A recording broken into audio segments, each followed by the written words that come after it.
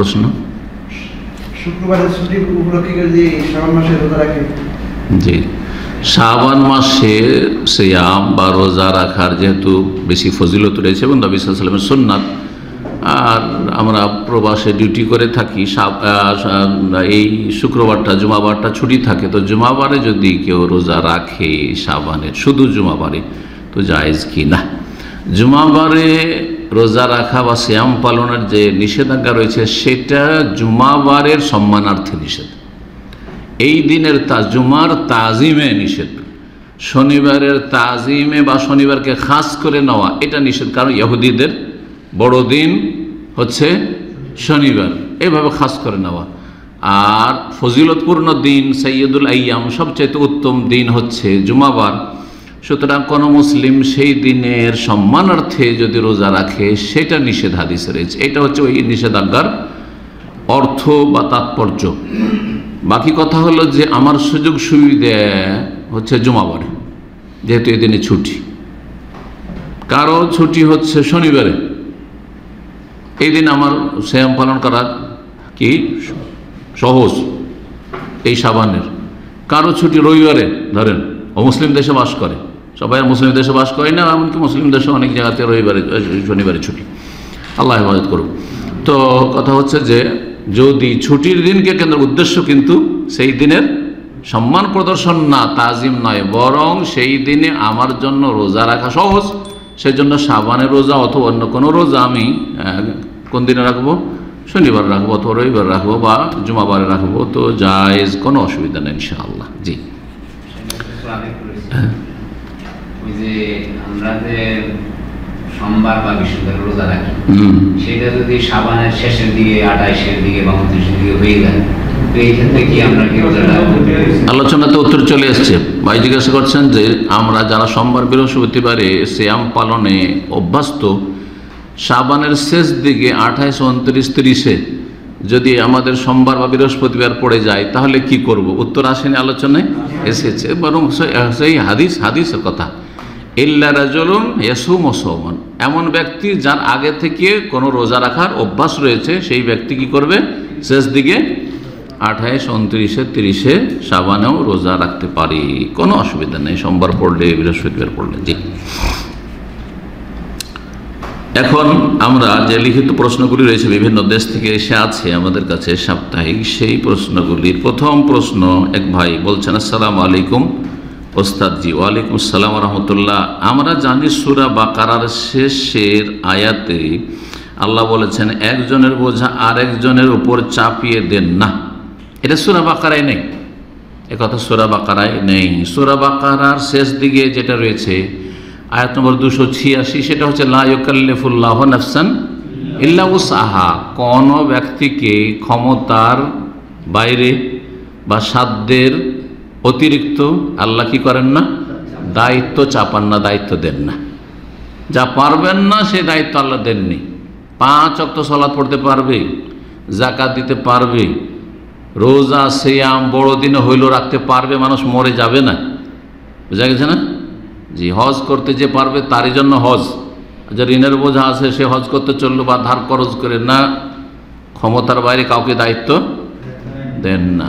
কোনো জায়গায় আল্লাহ না করে, যদি ওই সব জায়গায় বাস করা জায়েজ নয়, যদি দেখা যায় যে নিরুপায় সেখানে মহিলাদের চেহারা ঢাকতে দেয় না, তাহলে ক্ষমতার বাইরে আল্লাহ দায়িত্ব দেন না। আর সেখান থেকে হিজরতও করতে পারছেন না, হিজরত করতে পারলে তো অবশ্যই হিজরত করতে হবে, কিন্তু হিজরতের কোনো জায়গায় খুঁজে পাওয়া যায় না, পারছেন না। তবে মুসলিম দেশ থেকে গিয়ে আপনি কাফের দেশে থাকবেন আর বলছেন ওখানে আমি চেহারা ঢাকতে দেয় না, ফ্রান্সে বা অমুক দেশে, এইটা চলবে না। কেন বাংলাদেশ ছেড়ে গেলেন আপনি? গরিব দেশ সেই জন্য চলে গেলেন, এইটা জায়েজ না। আপনার কাছে এখনও সুযোগ আছে, সেটা আপনার মাতৃভূমি ফিরতে পারবেন আপনি, অথবা আপনি স্বেচ্ছায় মাতৃভূমি ছেড়ে গেছেন। কিন্তু যারা কাফের দেশে জন্ম নিয়েছে, কাফের দেশে ইসলাম গ্রহণ করেছে, আর সেই কাফের দেশে অন্য কোথাও যেতে পারছে না। আজকাল আল্লাহর জমিন প্রশস্ত না, পশু পাখির জন্য প্রশস্ত, বর্ডারে তাদের চেক এটা কিছু নেই, ইমিগ্রেশন নেই, কিন্তু মানুষের জন্য আল্লাহর জমিনকে এত প্রশস্ত থাকা সত্ত্বেও সংকুচিত করে দেওয়া হয়েছে, ঠিক কিনা বলেন? মানুষ ছাড়ার কারো জন্য ইমিগ্রেশন হয়? কোনো পশু পাখির? এক দেশ থেকে এক দেশ ঘুরে বেড়াক, ঠিক না? তো সুবহানাল্লাহ, আমাদের জন্য আল্লাহর জমিনকে সংকুচিত করে দেওয়া হয়েছে। আল্লাহ হেফাজত করুন। তো কি বলছিলাম, এটি লা ইউকাল্লিফুল্লাহু নাফসান ইল্লা উসআহা, এটি হচ্ছে সূরা বাকারা। তো আর যেই আয়াতের কথা আপনি বলছেন সেটা হচ্ছে একজনের বোঝা আরেকজনের উপর চাপিয়ে দেন না, এটি কোরআন কারীমের অন্যান্য সূরার কয়েক জায়গায় রয়েছে। সূরা আনআম আয়াত নম্বর 164, সূরা বনী ইসরাইলের যার অপর নাম সূরাতুল ইসরা আয়াত নম্বর 15, সূরা ফাতির আয়াত নম্বর 18, এইরকম সূরা জুমার আয়াত নম্বর 7, আর সূরা নজমের আয়াত নম্বর 38, আল্লাহ তাজিরু ওয়াজিরাতুন উযরা উখরা, এটি সূরা নজমের। আর বাকি অন্যগুলোতে সবগুলো একইভাবে রয়েছে, ওয়ালা তাজিরু ওয়াজিরাতুন উযরা উখরা, একজন আরেকজনের বোঝা উঠাবে না, মানে কেউ কারো বোঝা উঠাবেন না। সাবালক ছেলে হয়ে গেছে, সাবালক হওয়া পর্যন্ত যথেষ্ট চেষ্টা করেছে বাপ মা, নিজের দায়িত্বে কোনো রকমের গাফিলতি করেনি, ভালো মুসলিম বানাবার চেষ্টা করেছে। আর সাবালকের গায়ে যখন জোর হলো তখন আর সে নামাজ পড়ে না, সে আর ইসলামের বিধিবিধান পালন করে না, সে রোজা রাখে না। হ্যাঁ, বাড়িতেও তাকে খেতে দেবেন না, হ্যাঁ বাড়িতে তাকে সংসার রাখবেন না, আলাদা হয়ে গেছে। সে কি করছে না করছে সেটা তখন আপনাকে আর জবাব দিতে হবে না। কখন জবাব দিতে হবে? আপনার দায়িত্বহীনতার যদি পরিচয় দিয়ে থাকেন। এই জন্য আগে বলেছি যে আপনি ভালো তরবিয়ত করেছেন। যেই ব্যক্তি নিজের ছেলে মেয়েদেরকে 10 বছর থেকে 7 বছর থেকে নামাজ পড়াইলো না, ট্রেনিং করাইলো না, আর 15 বছরে বলছে যে চলো বাবা যাই, বলছে তোমার কাজ তুমি করো, অবশ্যই গুনাহগার হয়। নিজের বোঝা উঠাচ্ছে, পরের বোঝা উঠায় দেয়। নিজের পাপের বোঝা উঠাচ্ছে, যে পাপ করেছে ট্রেনিং করাইনি, ওইটি পাপ। এবার বুঝতে পারা গেছে? মেয়েকে স্কুল কলেজে সহশিক্ষায় পড়াইলো আর পর্দা করাইলো না, আর বিয়ে হয়ে যাওয়ার পরে যখন অন্য সংসারে স্বামী সংসার চলে এসে তখন বাপ বলছে যে তুমি পর্দা করো, এটা অবশ্যই গুনাহ উঠাইতে হবে, কারণ পর্দা ট্রেনিং করাও নি, অবশ্যই গুনার বোঝা উঠাইতে হবে। কিন্তু বাড়িতে যতদিন ছিল ততদিন পর্দা শিখিয়েছে, সব কিছু শিখে দিনদারি শিখিয়েছে, তাকওয়ার অনুশীলন করেছে, তরবিয়ত দিয়েছে, আর তারপরে বিয়ে হওয়ার পরে খারাপ হয়ে গেল। খারাপ ছেলের সাথে বিয়ে দিলে খেয়ানত করেছেন, তাহলে অবশ্যই বোঝা উঠাইতে হবে, নিজের দোষে নিজের পাপের বোঝা উঠাচ্ছেন। কিন্তু ভালো ছেলের সাথে বিয়ে দিলেন, তারপরে খারাপ হয়ে গেল, ভালো দেখেই দিলেন, নামাজি দেখে দিলেন, ভালো পরিবার দেখে দিলেন, তারপরে মেয়ে খারাপ হলো, হচ্ছে না এরকম ঘটনা, তখন আর বোঝা উঠে ওয়ালা তাজিরু ওয়াজিরাতুন উযরা উখরা, কেউ কারো বোঝা উঠাবে না। আপনার স্ত্রী আপনার অধীনে থাকবে আর বলছে কেউ কারো বোঝা উঠাবে না, অবশ্যই উঠাইতে হবে, আপনাকে খোঁজ খবর রাখতে হবে। কিন্তু আপনার চোখের আড়ালে নামাজ পড়ছো, বলছে হ্যাঁ পড়ছি, আর আসলে পড়ে না, তো আপনার বোঝা উঠাইতে হবে নাকি? ঠিক আছে, পর্দা করছো, করছি, আর তারপরে করছেন না, আপনার চোখের আড়ালে পাপ করছে, আপনাকে বোঝা উঠাইতে হবে না। ওয়ালা তাজিরু ওয়াজিরাতুন উযরা উখরা। আর প্রশ্ন কিন্তু আলাদা রয়েছে। প্রশ্ন করছেন যে আল্লাহ তো এই কথা বলছেন যে কেউ কারো বোঝা উঠায় না, তো বা উঠাবে না, অথচ গত সপ্তাহের বালা মুসিবতের বক্তব্যে আপনি বললেন যখন গুনাহগারদের জন্য বালা মুসিবত আসে সেটাতে ভালো মানুষরাও ক্ষতিগ্রস্ত হয়। এই দুটো বক্তব্য আমার কাছে পরস্পর বিরোধী মনে হচ্ছে, যদি একটু বুঝিয়ে বলতেন। যেহেতু বুঝতে আপনার অসুবিধা হয়েছে, আপনি ইসলামের সঠিক বিষয়টি বুঝেননি। যেখানে বলা হয়েছে কেউ কারো বোঝা উঠাবে না, মানে পরকালে কেউ কারো বোঝা উঠাবে না, মানে গুনার বোঝা উঠাবে না, পরকালে কেউ কারো বোঝা উঠাবে না। দুনিয়াতে পাপ করবেন আপনারা, অপরাধ করবেন আপনারা, চরিত্র খারাপ করবেন আপনারা, আর বোঝা আমাকে উঠাইতে হবে যে সে কেমন ছাত্র তৈরি করেছেন। আপনার ছাত্রদের চরিত্র খারাপ, হ্যাঁ, তারা বেঈমানি করেছে, এরকম টাকা ধার নিয়ে দেয় না, করছে না, অনেক ছাত্র এরকম করছে, টাকা বেঈমানি করে নিয়ে চলে যাচ্ছে, বড় বড় দাড়ি, টাকা বেঈমানি করে চলে যাচ্ছে, পরোয়াই নেই, কত লোকের টাকা পয়সা মেরে খেয়ে চলে যাচ্ছে, তো বোঝা আমাকে উঠাইতে হবে? আমি কি শিখিয়েছি সেটা? কারোর সাথে ব্যবহার খারাপ করছেন, মারামারি করছেন, বোঝা আমাকে উঠাইতে হবে? কথা বোঝা গেছে? উঠাইতে হবে না। আর যে বিষয়টা বলেছি বালা মুসিবতের ক্ষেত্রে, সেটা হচ্ছে দুনিয়ার, আখিরাতে না, দুনিয়ার বালা মুসিবত। দুনিয়ার বালা মুসিবত যখন আসে তখন বেছে বেছে আসে না, তখন আমভাবে আসে। আপনার গ্রামে পাপীদের সংখ্যা বেড়ে গেছে, হ্যাঁ, 50 জন পাপী বাড়ি, বেনামাজি বাড়ি, বেদিন বাড়ি, সুদখোর বাড়ি, শিরকারী মাজার পূজারি বাড়ি, আর 5টা 10টা বাড়ি আছে, পরিবার আছে যারা তৌহিদপন্থী, সুন্নাহপন্থী, ঠিক আছে, বা নামাজি। এখন যখন আপনার গ্রামে ভূমিকম্প হবে, আপনার গ্রামে যখন শিলাবৃষ্টি হবে, অথবা আল্লাহ রাব্বুল আর আযাব গজব আসলো, যখন মুষলধারে এমন বৃষ্টি যে বৃষ্টিতে ডুবিয়ে দিল, একবারে বন্যাতে ভেসে গেল, গ্রাম এলাকা ভেসে গেল, হ্যাঁ জমি জায়গা সব ভেসে গেল, ফসল পানি ডুবে সব ধ্বংস হয়ে গেল, তখন বেছে বেছে যে বেনামাজির বাড়িগুলো আছে আর বেদাতি মাজার পূজারীদের বাড়ি আছে, হ্যাঁ ওদের বাড়িগুলো ডুববে? ওদের বাড়িতে শুধু ভূমিকম্প হবে না আল্লাহর ওলির বাড়িতে ভূমিকম্প হবে? হবে কি হবে না? হ্যাঁ, এই মর্মে সহিহ বুখারীতে হাদিস রয়েছে। ওই হাদিস যদি মনে থাকতো তাহলে এই সংশয় হতো না, আর পরস্পর বিরোধী মনে করতেন না। নবী করিম সাল্লাল্লাহু আলাইহি সাল্লাম যখন এইরকম একটা বিষয় নিয়ে আলোচনা করলেন, তখন উম্মে সালামা রাদিয়াল্লাহু তাআলা আনহা জিজ্ঞেস করেন নবী সাল্লাল্লাহু আলাইহি ওয়াসাল্লাম সহধর্মিনী যে আনুহলাকু আফিনা সালিহুন ইয়া রাসূলুল্লাহ, আমাদের মধ্যে আল্লাহর নেক বান্দার অনেক থেকে যাবে আর তারপরে আল্লাহ আমাদেরকে দুনিয়াতে হালাক করে দেবে। তাহলে দুনিয়ার কথা চলছে, আখিরাতের কথা।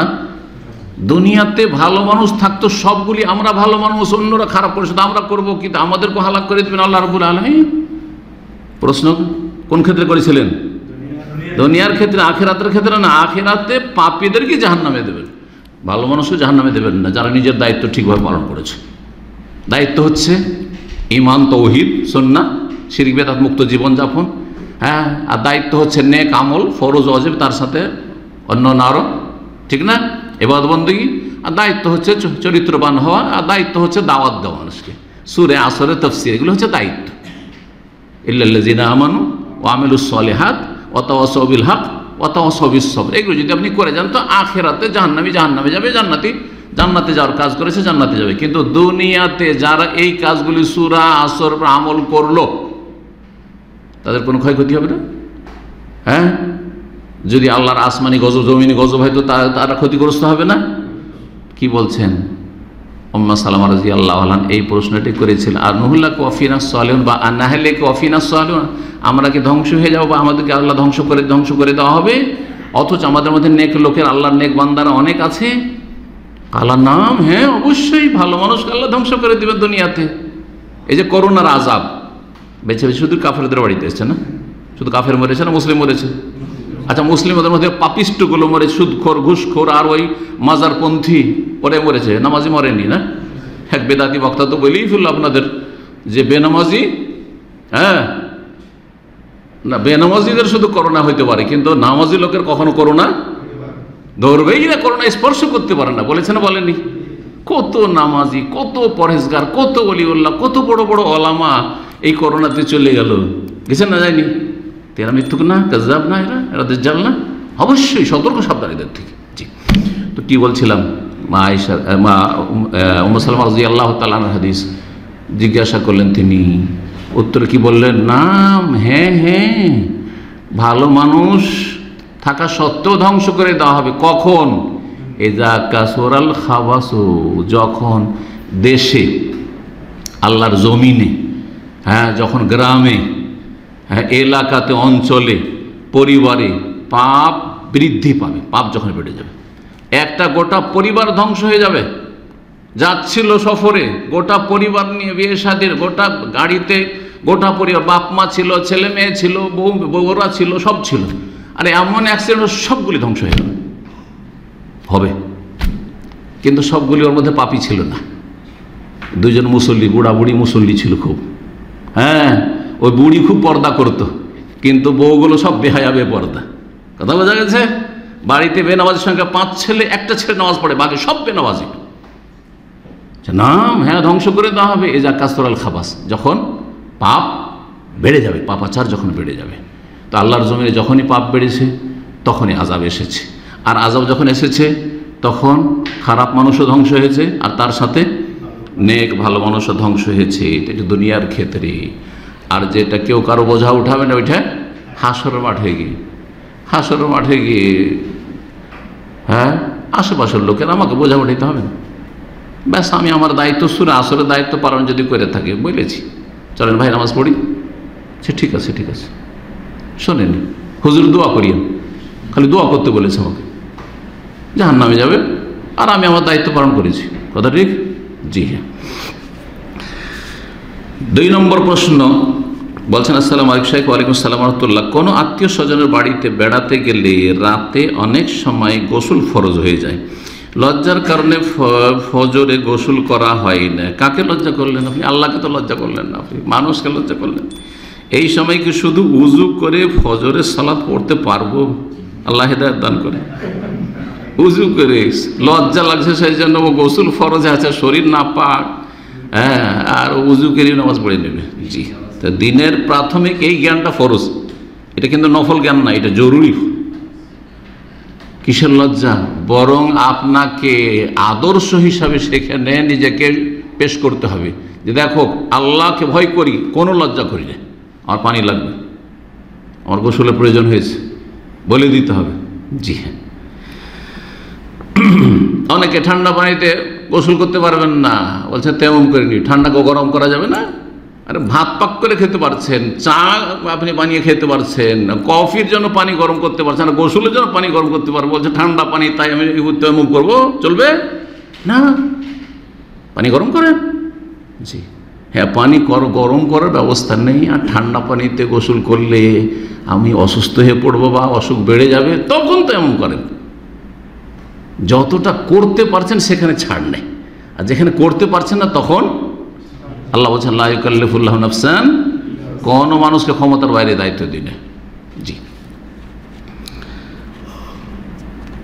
তাহলে কি করতে হবে? আল্লাহকে লজ্জা করতে হবে আগে। যে আল্লাহকে লজ্জা করবে সে দিনের ক্ষেত্রে, দিনের বিষয়ে কোনো লজ্জা করবে না। ইন্নাল্লাহা লা ইয়াস্তাহি মিনাল হক, হাদিসে রয়েছে, হকের বিষয়ে, দিনের বিষয়ে আল্লাহ লজ্জা করেন না। মহিলারা এসে রাসূলুল্লাহ সাল্লাল্লাহু আলাইহি ওয়াসাল্লাম জিজ্ঞাসা করতো, ইয়া রাসূলুল্লাহ, ভূমিকাতে কথা বলেছি উম্মে সুলাইম রাদিয়াল্লাহু তাআলা আনহা, তো আল্লাহ তো লজ্জা করে না, তো আমি লজ্জা করে থেকে গেলে তো মাসলাই জানতে পারবো না।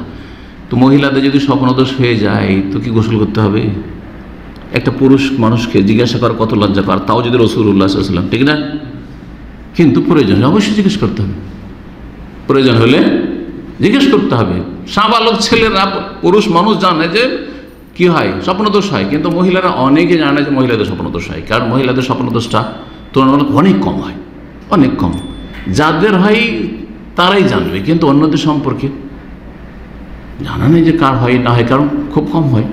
কিন্তু যার হচ্ছে অবশ্যই মশলা জিজ্ঞেস করতে হবে, যেরকম স্বপ্নদোষ হচ্ছে, তাহলে কি গোসল ফরজ? হ্যাঁ, গোসল কখন ফরজ? যদি বীর্যপাত হয়। এজা রাতিল মা, যদি দেখে যে কাপড় ভিজে আছে, বীর্যপাত হয়েছে, তাহলে। কিন্তু এমনি কেউ সহবাস দেখলো, যেমন পুরুষরা সহবাস দেখলো কিন্তু বীর্যপাত হয়নি, কাপড় ঠিক আছে, কোনো রকম বীর্যপাত দেখছেন না, তাহলে গোসল ফরজ নেই। তো স্বপ্ন দেখাটা দুই রকম, একটা হচ্ছে বীর্যপাতের সাথে, আর একটা হচ্ছে বিনা বীর্যপাতে। বিনা বীর্যপাত হইলে তাহলে গোসল নেই, কিন্তু যদি বীর্যপাত হয়ে যায়, পুরুষ হোক অথবা নারী হোক, তাহলে কি করতে হবে? গোসল করতে হবে। জি, কোনো লজ্জা নেই দিনের ক্ষেত্রে, অবশ্যই আপনাকে গোসল করতে হবে। জি, পানি থাকলে, পানি না থাকলে তখন তেমন বিকল্প। 3 নম্বর প্রশ্ন করেছেন, আসসালামু আলাইকুম। ওয়ালাইকুম আসসালাম ওয়া রাহমাতুল্লাহ। আমার ছেলের বয়স 8 বছর, 2-3 মাস পরে কোরআন শরীফ নিবে মানে কোরআন ধরবে। আসলে আমরা বলি কোরআন শুরু করবে বা ধরবে বলি, আপনারা বলেন নিবে নাকি, মানে হাতে নিবে। এতদিন নেই হাতে, যে সবক নিবে। আচ্ছা, চলেন। আমার আত্মীয় স্বজন সবাইকে মিষ্টি দিতে চাচ্ছি, ইসলামের দৃষ্টিতে কোনো সমস্যা আছে? কোনো সমস্যা নেই। দেখেন, এবাদত হচ্ছে তৌকিফি, এবাদতের ক্ষেত্রে প্রমাণ লাগবে, আর এটা এবাদত না, এটা মুআমালাত, লেনদেন, আদান প্রদান। যদি কেউ বলে যে শেখ আপনাকে একটা মোবাইল দিতে চাচ্ছি, কিন্তু কোরআন হাদিসের দলিল লাগবে, আছে নাকি? না, দলিল লাগবে। আসল হচ্ছে যে হাদিয়া দেওয়া জায়েজ, হাদিয়া দেওয়া জায়েজ, ঠিক আছে? তাহা দাও তাহাবা।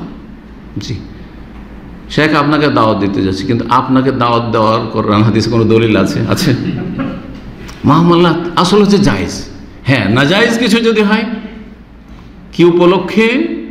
জুয়াতে জিতেছে, থাইল্যান্ডের লটারি বা অমুক লটারিতে জিতেছে, তখন হারাম। তো দুনিয়ার মুআমালাতে যখন হারাম আসবে তখন হারাম। একজনকে আমি মোবাইল গিফট দিতে চাইছি, ধরেন আপনারা অনেকে কিন্তু মোবাইল নিয়ে যান, মোবাইল গিফট দেওয়া জায়েজ না জায়েজ নয়? আসল হচ্ছে জায়েজ, কারণ মুআমালাত। কিন্তু যদি জানেন যে যাকে আমি গিফট দিতে চাই সে পাপী নাম্বার 1, ও আমার মোবাইল দিয়ে পাপ বেশি করবে, তাহলে দেওয়া জায়েজ নাই, তাহলে দেওয়া জায়েজ না, কারণ আপনি গুনার কাজে সহযোগিতা করলেন, অংশ নিলেন আপনি গুনার কাজে। জীবিত বিষয়গুলি জানতে হবে। তো আপনি মিষ্টি খাওয়াইতে পারেন, কোনো অসুবিধা, এটাকে বেদাত না। আবার কিছু চরমপন্থী মুফতি আছে, কোথায় আছেন? নবী সাহাবীরা তো কোরআন শিখেছেন, কোরআন শুরু করেছেন, পড়েছেন, কখন মিষ্টি খাইয়েছেন? এটা ইবাদত নাই। এটা মামলাত, বোঝা গেছে? সুতরাং জায়েজ। কারণ এই সমস্যাগুলি আমাদের আহলে হাদিস সমাজে আছে, বাড়াবাড়ি। এবাদত আর মামলাত কোনো পার্থক্য করে না। মামলাতে আসল হচ্ছে হালাল, আর এবাদতে আসল হচ্ছে যে হারাম। এবাদত নতুন কিছুই করতে পারবেন যতক্ষণ পর্যন্ত প্রমাণ না পাবেন, দিতে না পারবেন। জি, 4 নম্বর প্রশ্ন। 3 হলো না, 3 হয়েছে। 4 নম্বর প্রশ্ন। আসসালামু আলাইকুম শাইখ। ওয়ালাইকুম আসসালাম। রাসূলুল্লাহ সাল্লাল্লাহু আলাইহি ওয়াসাল্লাম যেভাবে ফরজ গোসল করতেন সেইভাবে কি সব গোসল করতেন? নবী সাল্লাল্লাহু আলাইহি ওয়াসাল্লাম আমাদের এই বাঙালি গোসল করতেন না। কি মানে? একমাত্র বাঙালিদের কি জানি যে প্রতিদিন গোসল করে, আমার যতটা জানা আছে। কারণ বাঙালিদের সাথে তো সারা জীবনটাই থাকলাম, কারণ জন্মসূত্রে যেহেতু বাঙালি। তারপরে উত্তরপ্রদেশে লেখাপড়ার জন্য আসলাম, যখন বয়স প্রায় 22 তখন আসলাম। তখন নন বেঙ্গলি উর্দু ভাষীদের সাথে থাকা শুরু করলাম। গোটা রুমে প্রায় সব নন বেঙ্গলি থাকে, আর যদিও কিছু বাঙালি সেখানে আছে কিন্তু নিজের রুমে নেই, কারণ ক্লাসমেট সবাই একই ক্লাসের, তো একই ক্লাসে আমার ক্লাসে তখন বাঙালি ছিল না, একটা ছিল অন্য রুমে থাকতো। তো এখন এদের সাথে দেখি যারা উর্দু ভাষী তারা সপ্তাহে শুধু জুমার দিনে গোসল করে, জুমার দিনে গোসল করে। আর আমাদেরকে নিয়ে হাসাহাসি করে। আমরা যখন 5 মিনিটে গোসল করে বেরিয়ে যাই তখন আমাদেরকে নিয়ে হাসাহাসি করে। ওরা কী করে যে 5 মিনিটে কী করে গোসল হয়? তখন আমরাও উত্তর রেডি রাখতাম এদের জন্য, উর্দু ভাষীদের জন্য, যে তোমরা গোটা সপ্তাহ ময়লা আবর্জনা নিয়ে থাকবে, আর তারপরে সপ্তাহে একটা গোসল জুমার দিনে করবে, তো তোমাদের তো 1 ঘন্টা লাগবে। কিন্তু আমরা ডেলি গোসল করছি, তো আমাদের তো আগেই থেকে ফ্রেশ হয়ে আছে। সুতরাং 5 মিনিট আমাদের জন্য যথেষ্ট। গায়ে একটু সাবান লাগাই, সাবান ডেলি তো সাবান লাগাইতে হয় না, জুমার দিন শুধু সাবান লাগালাম, বা সপ্তাহে 2 দিন লাগালাম, আর তারপরে আপনার কি বলছে হয়ে গেল গোসল। তোমাদের মতো গোসল করতে হবে না, ময়লা আবর্জনা আছে আমাদের শরীরে, ডেলি গোসল করছি। নবী সাল্লাল্লাহু আলাইহি ওয়াসাল্লাম 5 ওয়াক্ত নামাজকে কিসের সাথে তুলনা করেছেন? আচ্ছা বলো তো, যদি কারো বাড়ির সামনে নহর নদী থাকে আর ইয়াগতাসিলু কুল্লা ইয়াউমিন খামসান, শুধু বাঙালি গোসল না, 5 বার করে যদি দিনে গোসল করে, 5 বার করে যদি গোসল করে, হাল ইয়াবকা মিন দারানিহি শাই, কিছু ময়লা থাকবে? মোটি ময়লা থাকবে না। বলছে ফাযালিকা মাসালুস সালাওয়াতিল খামস, আর এটি হচ্ছে 5 ওয়াক্ত সালাতের উদাহরণ। তো আমাদের বাঙালি গোসল যে প্রতিদিন গোসল করা, এটা ভালো জিনিস। আমি বাঙালিদের বেশ কিছু প্রশংসা করি এবং মনে গর্বও করি আলহামদুলিল্লাহ এই দিক থেকে, যে আমরা প্রতিদিন গোসল করে অভ্যস্ত। একদিন গোসল না করলে ভালো লাগবে না, কারণ এমন একটা অভ্যাসে আছে। শীতকালে কখনো কখনো এক দিন মিস চলে যায়। আমার বাচ্চাদেরকে এখন শাসন করে একটু তরবিয়ত করতে হয় ছোটোগুলোকে। এই 2-3 দিন মক্কে ছিলাম, এসে আজকে খবর পাচ্ছি যে 3 দিন গোসলই করেনি। দেখছি আব্বু না মনে ও 3 দিন গোসলই করেনি। সকাল 10টাতে এসে প্রথম কাজ গোসল করতে ঢুকো, জানার পরে ওর আম্মু বলছে গোসল করতে ঢুকো। তো আম্মু বলার পরে একটু গড়িমসি করছি, কিন্তু আমি হয়ে গেলে তো বাস এমার্জেন্সি অর্ডার তখন মনে করে। আমার কানে যখন খবরটা আসলে তখন ডাক দিলাম, আব্দুল মাজিদ, বলছে জি আব্বু, গোসল করতে ঢুকো। সাথে সাথে গোসল করতে ঢুকল সকাল 10টা-11টাতে।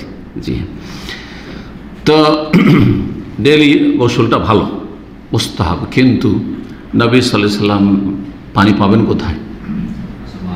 আরব দেশে পানি ছিল, কত যে কষ্ট, কত দূর দূরান্তে পানি আসতে হইতো। গোসল সপ্তাহে 1 দিন গোসল করতেন, আর ফরজ গোসলটা করতেন। এছাড়া যে গোসলটা ছিল সেটা হচ্ছে সহবাসের গোসল। এই গোসলগুলি সেটা প্রতিদিন হলে প্রতিদিনই করতে হবে। আর সপ্তাহে 1 দিন কিসের গোসল? জুমাবারের গোসল। জুমাবার গোসল সুন্নাতে মুআক্কাদা, সঠিক হচ্ছে সুন্নাতে মুআক্কাদা। কেউ অজেব বলেছেন, কিন্তু অজেব নয়, সুন্নাতে মুআক্কাদা এই গোসল। বাকি অন্য গোসল কখনো করেছে, যেমন সুন্নাতুল এহরাম, এহরামের আগে গোসল সুন্নাত, মুস্তাহাব গোসল। এরকম গোসল মাঝে মধ্যে এরকম গোসল করেছেন, আর হতে পারে যে মাঝে মধ্যে কখনো করেছেন, কিন্তু এমন কোনো কথা আমার এখন মনে নেই যে নবী সাল্লাল্লাহু আলাইহি ওয়াসাল্লাম 2 দিন 1 দিন পরপরই গোসল করেছেন, 3 দিন পর গোসল করেছেন, এমন কিছু নেই। ফরজ গোসল হলে করেছেন, না হলে জুমার দিনের গোসলের কথা বলেছেন রাসূলুল্লাহ সাল্লাল্লাহু আলাইহি ওয়াসাল্লাম। তো এখন আসল প্রশ্ন ভাই করছেন বা কোনো বোন করছেন, যে যেভাবে ফরজ গোসল করে সেভাবে কি সব গোসল করতেন? সব গোসল বাদ দেন। জি, গোসল ফরজ গোসলের জন্য যে তরিকাটা হয়েছে এটি হচ্ছে আসল তরিকা। যদি এইটা কেউ ফলো করে সুন্নত নফল গোসলের ক্ষেত্রে, জুমার দিনের গোসলের ক্ষেত্রে বা দৈনিক গোসলের ক্ষেত্রে, তো ভালো। আর আসল গোসল হচ্ছে যে গোটা শরীরে পানি বহিয়ে নেওয়া হচ্ছে গোসল, গোটা শরীরে পানি বহিয়ে নেওয়া হচ্ছে গোসল। এই জন্য শেখ ইবনে জাবরিন রহমতুল্লাহ আলাইহি সৌদি আরবের বড় একজন আলেম, শেখ ইবনে বাজ রহমতুল্লাহ আলাইহির সিনিয়র ছাত্র তিনি, এবং হায়াতে কিবর আমার বড় আলেম ছিলেন তিনি, শেখ ইবনে উসাইমিনের মতো বড় আলেম, জি রাহিমাহুল্লাহ, কয়েক বছর আগে ইন্তেকাল করেছেন। তিনি বলেছেন, আর অন্য ওলামারাও আলোচনা করেছে, কিন্তু তার কিতাবটা আমি বাংলায় অনুবাদ করেছি, সেই জন্য ওনার নামটা মনে আসলে বললাম। গোসল হচ্ছে দুই রকম, একটা হচ্ছে গোসল কামিল, পূর্ণ পারফেক্ট গোসল, আর একটা হচ্ছে আল গোসুল মুজজি, সর্বনিম্ন যথেষ্ট গোসল, মিনিমাম যথেষ্ট গোসল। সর্বনিম্ন গোসল ফরজ হোক আর সুন্নত হোক, আপনার গোসল ফরজে আছে, স্বপ্ন দোষ হয়েছে, সহবাস হয়েছে, ঠিক আছে, এতেও যদি আপনি উজু করলেন না, আপনি মাথা থেকে পা পর্যন্ত পানি বহিয়ে দিলেন, গোসল আদায় হয়ে গেল, গোসল আদায় হয়ে গেল। একমাত্র যারা বলছে যে কুলি করার নাকে পানি দাও অজেব, তারা বলছে কুলির নাকে পানি দিলেই হলো, যদি কি উজু নাই করে। ধরেন স্বপ্ন দোষ হয়েছে, এমন সময় যে এই সময় এখনো ফজর হয়নি, তো উজু করতে হবে নাকি? তো ফরজ গোসলের জন্য উজু কোনো শর্ত নাই, সালাতের সময় আসলে উজু শর্ত। যদি গোটা শরীরে পানি বহিয়ে নেয় তাহলে কি হয়ে গেল? সর্বনিম্ন আল গোসুলের মুজজি, যথেষ্ট হয়ে গেল। কিন্তু পূর্ণ গোসল হচ্ছে নবী সাল্লাল্লাহু আলাইহি ওয়াসাল্লাম যেইভাবে গোসল শিখিয়েছেন, তা হচ্ছে উজু করে নেন, লজ্জা স্থান প্রথম পরিষ্কার করে নেন, ধুয়ে নেন, লজ্জা স্থান ধুয়ে নিলেন, আর তারপরে উজু পূর্ণ করে নেন, অথবা উজুর সবগুলি করেন, পাটা বাকি রাখেন, দুই রকম তরিকা আছে। আর তারপরে গোসলটা করলেন, গোসল করার পরে পাটা ধুয়ে, কাঁচা মাটি আছে তখন পাটা শেষখানে ধুয়ে পরিষ্কার পরিচ্ছন্ন হয়ে উঠে যান, এটা হচ্ছে কি পূর্ণ গোসল। তো আপনার এই প্রশ্নের উত্তরে গোসলের তরিকা বলে দিলাম, জি। সেটা সব গোসলের ক্ষেত্রে মেনটেন করতে পারেন, অথবা ফরজের ক্ষেত্রে যথাসাধ্য মেনটেন করেন, তাও যদি না করেন, গোটা শরীরে পানি বহিয়ে দিলেন, তবু গোসল হয়ে যাবে ইনশাআল্লাহ। বাস নাকে পানি ডালবেন আর কুলি করবেন, কারণ এই ক্ষেত্রে যেহেতু ইখতিলাফ রয়েছে জটিল, একদল বলছেন যে নাকে পানি দেওয়া আর কুলি করা হচ্ছে ওয়াজিব ফরজ গোসলে, আরেক দল বলছেন না, ওটাও দুটোই সুন্নত, জি। আর কেউ আর একটা মত পেশ করেছেন, যাই হোক। 5 নম্বর প্রশ্ন হচ্ছে, আসসালামু আলাইকুম। ওয়ালাইকুম সালাম রহমতুল্লাহ। ঘরে বসে বার্থডের কেক তৈরি করে হোম ডেলিভারির বিজনেস করা জায়েজ কি না? বার্থডে অনুষ্ঠান করা, জন্মবার্ষিকী পালন করা, ছেলের হোক, স্ত্রীর হোক, স্বামীর হোক, আর নেতাজির হোক, আর পিয়াজির হোক, কথা বোঝা গেছে, যার হোক না কেন, জন্মবার্ষিকী পালন করা এটা হারাম। জন্মবার্ষিকী পালন করা কি হারাম, বেদাত। এই বেদাত কার কাছ থেকে শিখেছে? কাফেরদের কাছ থেকে, বিজাতিদের থেকে ধার করা বেদাত। এমনকি রাসূলুল্লাহ জন্মবার্ষিকী 12 রবিউল আউয়াল পালন করে, এইটাও শিয়ারা প্রথম নিয়ে এসছে, মুসলিম উম্মাহ মেসরে শিয়ারা, হাফেজি যে সরকার ছিল, হ্যাঁ ওবাইদি, সেই সরকার জালেম সরকার এবং পথভ্রষ্ট সরকার এককালীন, আপনার তারা এটা নিয়ে এসছে কোত্থেকে? কারণ মিশরে এখনও খ্রিস্টান বাস করে অনেক, তখনও খ্রিস্টান বাস করতো কিপ্তিরা। তো সেই কিপ্তিদেরকে দেখতো যে এরা তো কী করছে, 25শে ডিসেম্বরে বড়দিনে ঈসা আলাইহিস সালামের কি করছে, জন্মবার্ষিকী পালন করছে। সুতরাং আমরাও 12 রবিউল আউয়ালে শুরু করি। আরও কিছু জন্মবার্ষিকী তাদের যে খলিফা হয়তো তাদের রাফেজি শিয়াদের, ওবাইদিদের, তাদেরও জন্মবার্ষিকী পালন করতে হতো। এগুলো কাফেরদের বিজাতিদের বিদআত, জায়েজ নয়। আজকাল ইহুদি খ্রিস্টানদের এই সভ্যতাগুলি মুসলিম ঘরে ঘরে ঢুকে গেছে, আর এইসব পালন করছে, বিবাহ দিবস, আর তারপরে কি বলছে জন্মদিবস, আর মৃত্যুবার্ষিকী, আর অমুক বার্ষিকী, তুমুক বার্ষিকী, সব জায়েজ না। আমাদের ঈদ কয়টি?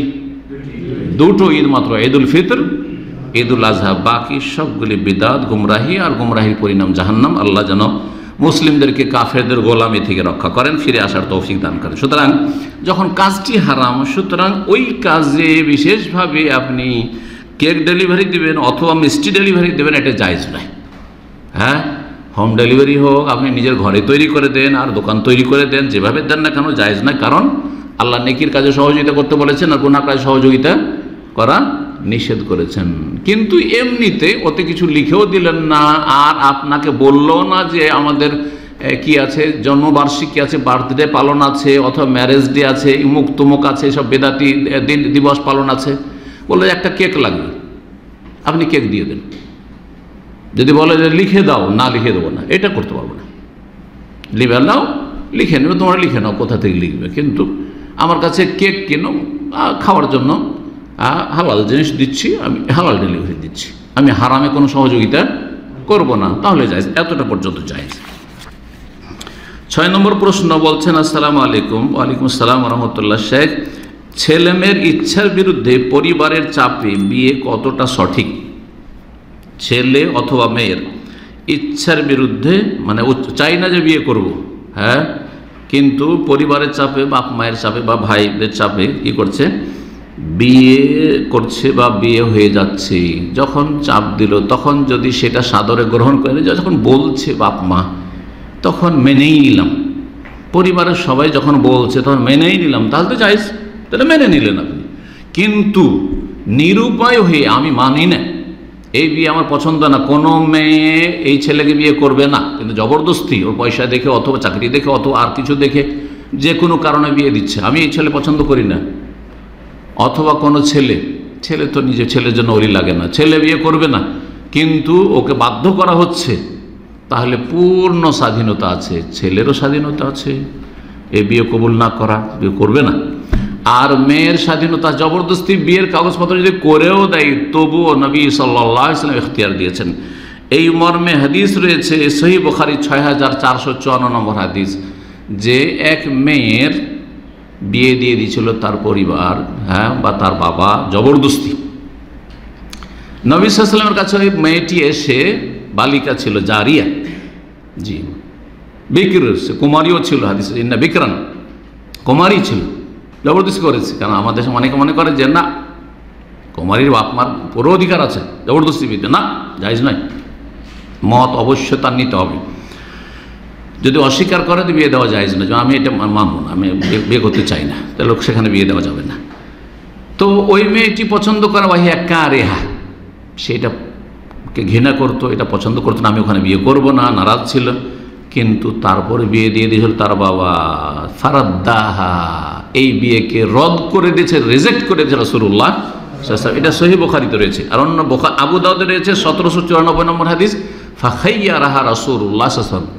বিয়ের পরে যখন জানতে পারে, অভিযোগ আসলো, তখন রাসূলুল্লাহ সাল্লাল্লাহু আলাইহি ওয়াসাল্লাম তাকে ইখতিয়ার দিলেন, অপশন দিলেন যে তুমি তোমার বাবার কথা রাখতেও পারো, আবার তুমি যদি বলে যে না আমি চাই না, তো তুমি সেটাকে নাকচ করে দিত, তাহলে বাপ বিয়ে দিও, বিয়ে থাকবে না। পরিবারের সবাই বিয়ে দিয়ে দিল, দুনিয়া বিয়ে দিয়ে দেয়, বিয়ে থাকবে না। যদি সেই মেয়ে সেটাকে রিজেক্ট করে, বলছে না আমি এটা মেনে নিতে পারি না, তাহলে সে বিয়ে কি হয়ে যাবে, বিচ্ছেদ, ফাসখ হয়ে যাবে, বিচ্ছিন্ন হয়ে যাবে, বিয়ে হয় নাই।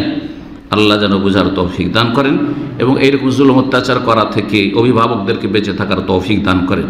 জি। 7 নম্বর প্রশ্ন বলছেন যে শেখ, কোনো মেয়ের বিয়ে হয় প্রায় 8 বছর হতে চলেছে, কিন্তু শত চেষ্টার পরেও স্বামীকে মন থেকে মেনে নিতে পারেনি কিংবা স্বামীর শুকরিয়া আদায় করতে পারেনি। যেখানে স্বামীর শুকরিয়া আদায় না করতে পারার মানে আল্লাহর শুকরিয়া আদায় না করা, সে বিষয় স্ত্রীর করণীয় কি? সে বিবাহ বন্ধন থেকে কি স্ত্রী খোলা তালাক নিতে পারে? স্বামীর গুণগত সেই রকম কোনো ত্রুটি নেই, তার মানে স্বামীর কোনো ত্রুটি নেই, তারপরেও এই বিয়েকে মেনে নিতে পারছে না, পছন্দ করছে না, তো প্রথমখানি বলতো যে আমি বিয়ে করবো না, প্রথমখানি বলতো যে আমি বিয়ে বসবো না, এর সাথে আমি বিয়ে করবো না। তারপরে যদি জবরদস্তি বিয়ে দিয়ে থাকে, তাহলে তার কি রয়েছে, এখতিয়ার রয়েছে, তার কি রয়েছে, এখতিয়ার, অপশন রয়েছে, সে রদ করে দিতে পারে বিয়েকে। এটা একটা বুঝে নিলাম, আগের প্রশ্নের যে উত্তরটি দিলাম ওইটা। কিন্তু বিয়ের সময় কিছু বলেনি, বিয়ের সময় কথা বলেনি সে যে আমি এটা বিয়ে পছন্দ করি না, এই ছেলেকে আমি বিয়ে করবো না, এরকম বলেনি। আর তারপরে বিয়ে বসে গেছে, বিয়ে বসার পরে ভেবেছিল যে এর সাথে হয়তো আমার অ্যাডজাস্টমেন্ট হয়ে যাবে, ভালোবাসা সম্প্রীতি হয়ে যাবে, ভক্তি হয়ে যাবে, কিন্তু ভক্তি হচ্ছে না কোনো রকম। ভক্তি কেন হচ্ছে না? যদি শরঈ কোনো কারণ থাকে তাহলে খোলা তালাক নির্দ্বিধায় চাইতে পারবে, খোলা তালাক চাইতে পারবে যে আমি তোমার সাথে সংসার করতে চাই না, তুমি তালাক দিয়ে দাও। অথবা তালাক যদি না দেয় তো কোর্টের আশ্রয় নিয়ে, ইসলামী আদালতের আশ্রয় নিয়ে কি করবে, অথবা ইসলামী আদালত যেখানে নেই বা কোর্ট নেই, মুসলিম দেশ নয় অমুসলিম দেশ, সেখানে ভালো কোনো আলেম অথবা ইসলামী সেন্টারের আশ্রয় নিয়ে কি করবে, বিবাহ বিচ্ছেদ বা খোলা করে নেবে যে আমি এর সাথে সংসার করতে চাই না, ইচ্ছুক নই। যদি শরীয়তের কোনো কারণ থাকে। শরীয়তের কারণ কি? তার দিনদারি নেই, ফরজ সালাত নেই, বা ফরজ ওয়াজিব আদায় করেন না, হারাম নাজায়েজ কাজ করে, হ্যাঁ, মাসিক অবস্থায় সহবাস করতে চায়, অথবা যে কোনো রকমের এরকম, এক কথায় দিনই কোনো ত্রুটি আছে, দিনের কোনো ত্রুটি আছে, ভেবেছিল যে ও হেদায়েত হয়ে যাবে, কিন্তু হেদায়েত হয় না, বিভিন্ন পাপ তার অপরাধ আছে, তাহলে তো কোনো অসুবিধা নেই। এখন দেখছে দিনের ক্ষেত্রে কোনো ত্রুটি নেই, দিনের ক্ষেত্রে কোনো ত্রুটি নেই, কিন্তু শারীরিক ত্রুটি আছে, সে শারীরিকভাবে দুর্বল, সে স্ত্রীর হক আদায় করতে পারে না, তবু কি আছে, খোলা তালাক নেওয়ার পূর্ণ অধিকার আছে, ওটাও ঠিক আছে, তার পুরুষত্ব ঠিক আছে, স্ত্রীর হকও শারীরিকভাবে আদায় করতে পারছে, আর তারপরে ইনসাফও করছে, ঠিকভাবে তার ভরণ পোষণও দিচ্ছে, আর দিন ইসলাম ফরজ ওয়াজিব এগুলো ঠিক আছে, হারাম নাজায়েজ থেকে বেঁচে থাকছে, সব ঠিক আছে, স্ত্রীর হকও ঠিকভাবে আদায় করছে, কিন্তু দেখতে কুৎসিত, কালো, একেবারে খাটো, পছন্দ না, বিয়ে করে নিয়েছিল যে হয়তো তার সাথে আমার আন্তরিকতা চলে আসবে, কিন্তু ওর ভক্তি হচ্ছে না। এমন বহু মেয়ে এরকম আছে, কালো, একবারে চুকচুকে কালোর সাথে বিয়ে দিয়েছে, সুন্দরী মেয়ের, আর তারপরে মোটেই যাবে না, মোটেই যাবে না, এই করতে করতে অনেক জায়গায় ছুটেই যায়। আর অনেক জায়গায় আমি বেশ কিছু ঘটনা এরকম জানি আমাদের এইসব এলাকায়, যে একটা বাচ্চা হওয়া পর্যন্ত মোটেই মেনে নিতে পারেনি, কিন্তু বাচ্চা হয়ে যাওয়ার পর আমাদের সে মেয়েরা অত্যন্ত দুর্বল হয়েছে, তখন আর পারে না, তো বাচ্চা হওয়ার পরে মেনে নিয়েছে, না হলে ওই স্বামীকে মোটেই বরদাস্ত করতে পারছিল না তার কুৎসিত হওয়ার কারণে।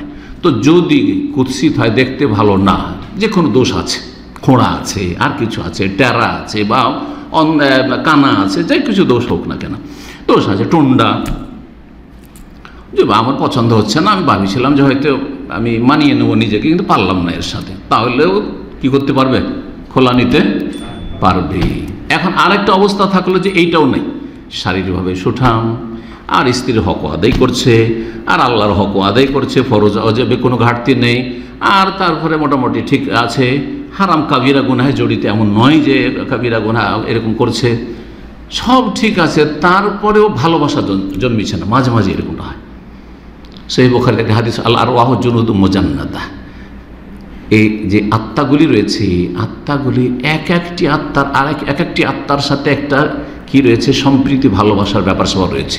ওই আত্মার জগতে মানুষ পৃথিবীতে সৃষ্টি হওয়ার আগে থেকে, জি, ওখানে যদি চেনার পরিচয় হয়ে থাকে আলমুল আরওয়াহ, ওই আত্মার জগতে, তাহলে এই তালাফা, দুনিয়াতে আসলে ভালোবাসা জন্মিবে, দুনিয়াতে এসে কি হবে, ভালোবাসা জন্মিবে। অমা তানাকারা মিনহা, আর যদি ওইখানেই করে কেউ কারোর সাথে পরিচিত হয়নি আত্মার জগতে, তাহলে ইখতালাফা, দ্বন্দ্ব হবে।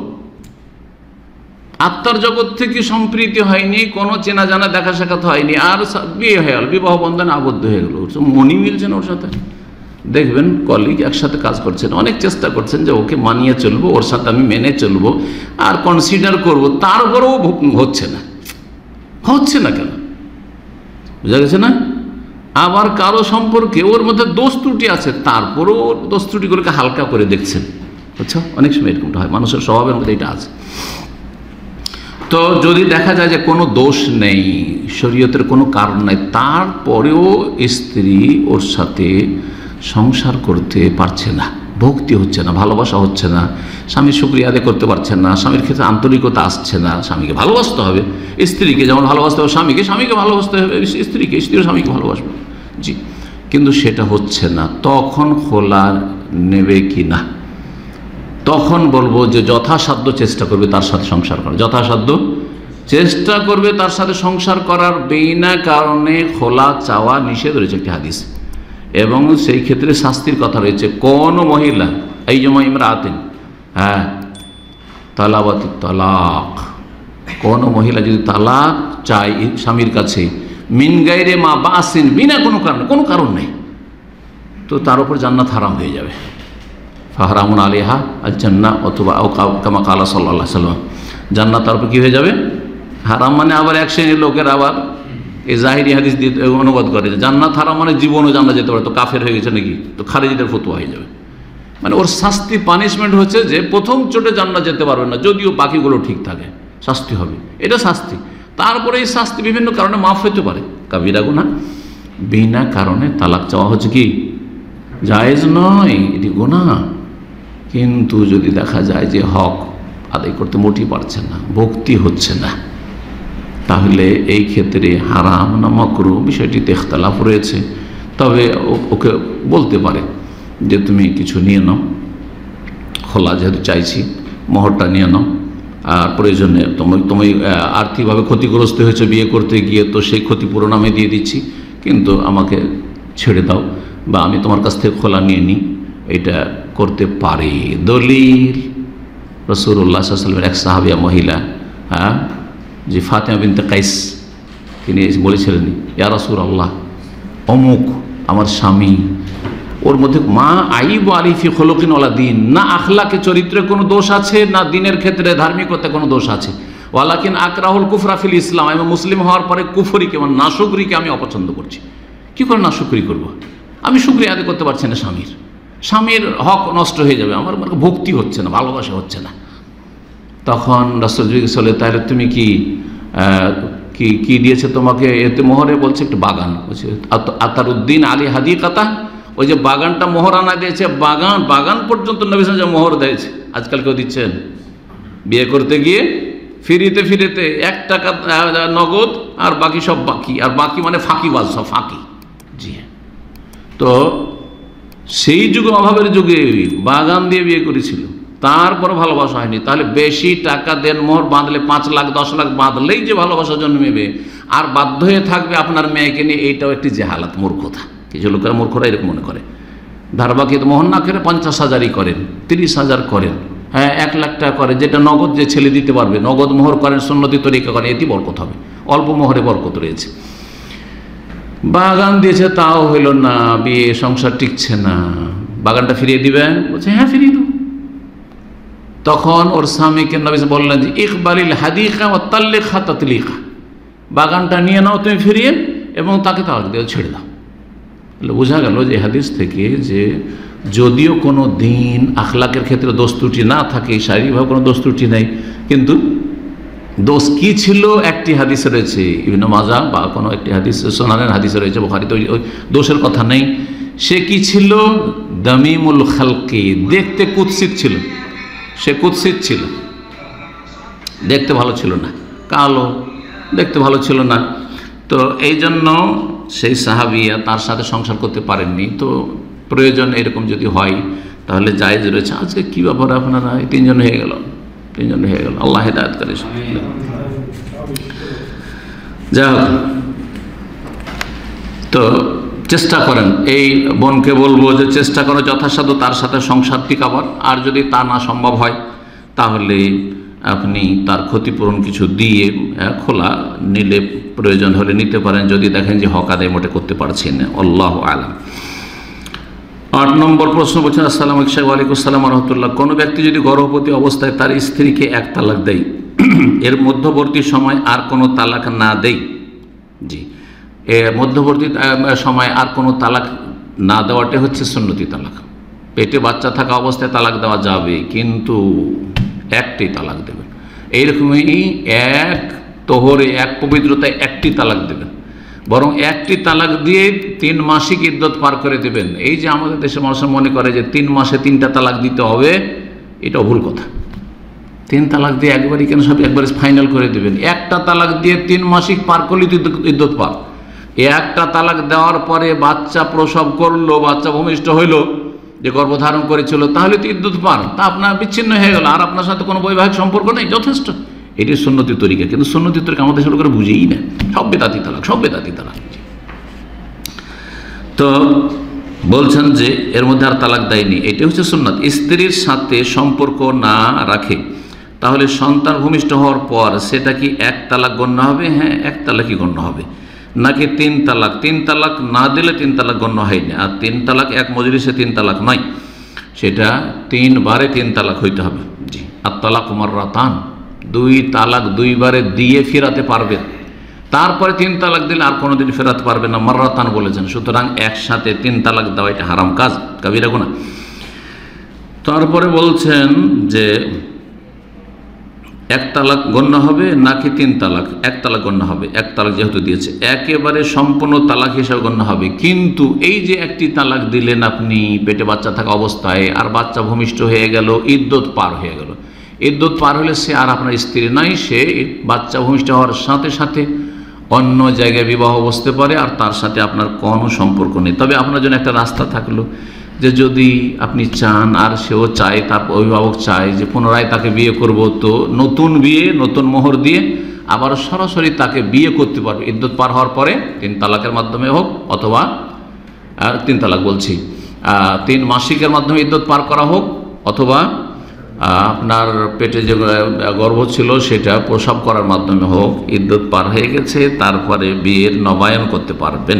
জি, এই মর্মে সূরা তালাকের আয়াত নম্বর 4 আল্লাহ বলছেন যে উলাতুল আহমালি আজালুহুন্না ইয়াদানাহুন, যারা গর্ভধারণকারিণী তালাক প্রাপ্তা, আজালুহুন্না তাদের ইদ্যত হচ্ছে ইয়াদানা হামলাহুন, বাচ্চা প্রসব হওয়া পর্যন্ত, বাচ্চা ভূমিষ্ঠ হওয়া পর্যন্ত। যদি তালাক যেদিন দিলেন আর তারপরের দিনই বাচ্চা হয়ে গেল, তাহলে ইদ্যত শেষ। এটা অনেকে বুঝে না, কিন্তু ইদ্যত শেষ। তালাক দিয়েছেন ওই দিনেই বাচ্চা ধরেছে, ওই দিনে বাচ্চা ধরেছে, আর তারপরে 9 মাস পেটে বাচ্চা থাকলো, তাহলে এখানে ইদ্যত লম্বা হয়ে গেল। সুবহানাল্লাহ, লম্বা হয়ে গেল। জি, এই জন্য এইরকম অবস্থাগুলিতে তালাক না দেওয়া উচিত, বরং এর চাইতে উত্তম হচ্ছে তালাক হয়ে যাবে হামলা অবস্থা, তালাক বেদাতিও না, এটা সুন্নাত। ফালিয়ুতাল্লিকা তাহিরান ও হামিলান হাদিসে রয়েছে। সুন্নতি তালাক হয় পাক পবিত্র অবস্থায় তালাক দিক, মাসিক থেকে পাক হয়েছে এমন পবিত্রতা যে আর সহবাস না করে, কারণ সহবাস করলে আমার বাচ্চা ধরার সম্ভাবনা রয়েছে, এমনটা যেন না হয়। অথবা পেটে নিশ্চিত হয়ে গেছে আপনার পেটে বাচ্চা আছে, তার অবস্থায় তালাক। সাধারণত পেটে বাচ্চা থাকা অবস্থায় তালাক দেয় না মানুষ, কারণ একটা মায়া থাকা আলাদা যে আমার সন্তান তার পেটে আছে, ঠিক আছে। কিন্তু মানুষ নিরুপায় হলে দেয়, নিরুপায় হলে দেয়। পেটে বাচ্চা থাকা অবস্থায় যদি ব্যভিচারে লিপ্ত হয় তো কী করবে, ঠিক না? পেটে বাচ্চা থাকা অবস্থায় যদি তার মাকে মেরে দিয়ে থাকে, হ্যাঁ, বাপের সাথে এরকম চরমব্যাধি বা বাপকে মারতে উঠে গিয়ে থাকে, অথবা এই ধরনের চরম অপরাধ করে, অথবা বেনামাজি হয়ে গেছে, ইত্যাদি ইত্যাদি, মোরতাদ হয়ে গেছে, জি ইত্যাদি। যদিও মোরতাদ হলে, বেনামাজি হলে এইসব থাকেই না আসলে। আল্লাহ হেদায়েত করে সবকে। তো কি বলছিলাম, যে মশলা বললাম যে 1 তালাক দিয়েছে, 1 তালাকে ফাইনাল হয়ে যাবে বাচ্চা ভূমিষ্ঠ হলে। জি, 3 তালাক দেওয়ার কোনো প্রয়োজন করে না। 9 নম্বর প্রশ্ন। আসসালামু আলাইকুম। ওয়ালাইকুম সালাম। আমাদের আশেপাশের মসজিদে আউয়াল ওয়াক্তে আজান দেয়, আর বাসার নিকটে যে মসজিদ সেটা 3-4 মিনিট পর আজান দেয়, মানে যেটা কাছের মসজিদ সেটা 3-4 মিনিট পরে, আর যেগুলো আশেপাশে একটু দূরের মসজিদ সেগুলোতে আগে আজান দেয়। তো বলছেন তাহলে আমি কোন আজান শুনে ইফতার করব? আজানের সাথে ইফতারির কোনো সম্পর্ক নেই। কার সাথে সম্পর্ক? সূর্য ডুবার সাথে। সূর্য ডুবলে আপনি ঘড়ি দেখবেন, ঘড়ি, আজকাল ঘড়ির ব্যবস্থা আছে আলহামদুলিল্লাহ, যদি মোবাইলে ঘড়ি উঠিয়ে দিচ্ছে, কিন্তু মোবাইলেও তো ঘড়ি আছে, মোবাইলেও তো ঘড়ি আছে, তাই না? টাইম টেবিল জানা যদি থাকে তো টাইম টেবিল দেখবেন, আর যদি চোখের সামনে দেখতে পান সূর্য দেখছেন যে ডুবছে, ওইটা 1 নম্বর, ওইটা হচ্ছে আসল, ওইটা হচ্ছে আসল। সূর্য দেখতে দেখতে আর সূর্য দেখতে পান না, বা সূর্য ডুবে গেছে, আর যেখানে সূর্যটা ডুবছে ওখানে কোনো মেঘমালাও নেই, তাহলে এটা হচ্ছে আসল বিষয়। জি, যেটা সব জায়গায় চলবে, সব সময় চলবে। 10 নম্বর প্রশ্ন। আসসালামু আলাইকুম শেখ। ওয়ালাইকুম সালাম রহমতুল্লাহ। অনেকে আছে যারা কোনো বিপদ থেকে বেঁচে গেছে, তাই মোরগ, ছাগল বা মাংস, ভাত মসজিদে দিয়ে থাকে। প্রশ্ন করেছেন এই ভাই, বলছেন ঝাড়খণ্ড থেকে। তো বলছেন যে মসজিদে কি করে তারা? বিপদ আপদ থেকে বেঁচে গেছে, কোনো অ্যাক্সিডেন্ট থেকে বেঁচে গেছে, তখন একটা মোরগ দেয় বা একটা ছাগল দেয় বা গোশ ভাত রান্না করে দেয়, দিয়ে থাকে। তাহলে কি তার মূল্য মসজিদে লাগানো যাবে বা মাংস ভাত মুসল্লিদের খাওয়া যাবে? যে দিয়েছে তার নিয়ত অনুযায়ী। সে যদি বলে যে আমি এই মাংস ভাত নিয়ে এসেছি, এটা কিসের জন্য? মসজিদের মুসল্লিদেরকে কি করার জন্য? খাওয়ানোর জন্য। তাহলে মুসল্লি সবাই খাবে, আমির গরিব সবাই খাবে, সচ্ছল অসচ্ছল সবাই খাবে, সে তো মিসকিনের খাবার না। কিন্তু সে যদি এসে বলে যে এই মসজিদে যেসব গরিব দরিদ্ররা নামাজ পড়ছেন তাদের জন্য খাবার নিয়ে এসেছি, তাহলে সচ্ছল লোকেরা খাবে না, আর্থিক যারা সচ্ছল তারা খাবে না, কারণ দাতার নিয়ত অনুযায়ী আমল করতে হবে। যে গ্রহণ করলো সাদকা মসজিদের মুতাল্লি, তার কথা অনুযায়ী না, যে দিচ্ছে তার কথা অনুযায়ী। সে যদি বলে যে আমি যেই মোরগটা নিয়ে এসেছি, খাসি নিয়ে এসেছি, এটা আপনারা জবাই করে সবাই খেয়ে নেন, তাহলে সবাই খেয়ে নেবে, আর যদি বলে যে এই যে মোরগটা নিয়েছি, খাসি নিয়েছি, এটা আমি মসজিদে দান করছি, মসজিদের উন্নতি কল্পে দান করছি, তাহলে সেটা বিক্রি করে তখন মসজিদের ভালো কাজে, কল্যাণমূলক কাজে লাগিয়ে দেবেন, যে কোনো মসজিদের কাজে লাগিয়ে দেবেন। তো আশা করি বিষয়টি বুঝতে পেরেছেন। আল্লাহ রাব্বুল আলামিন যেন আমাদেরকে উপকারী জ্ঞান দান করেন এবং আল্লাহ রাব্বুল আলামিন আমাদেরকে সমস্ত ভুল ভ্রান্তি থেকে মুক্ত থাকার তৌফিক দান করেন, আর ভুল হয়ে গেলে আল্লাহ সংশোধনের তৌফিক দান করেন। ওয়া সাল্লাল্লাহু আলা নবিয়িনা মুহাম্মদ ওয়া আলা আলিহি ওয়া সাহবিহি আজমাইন।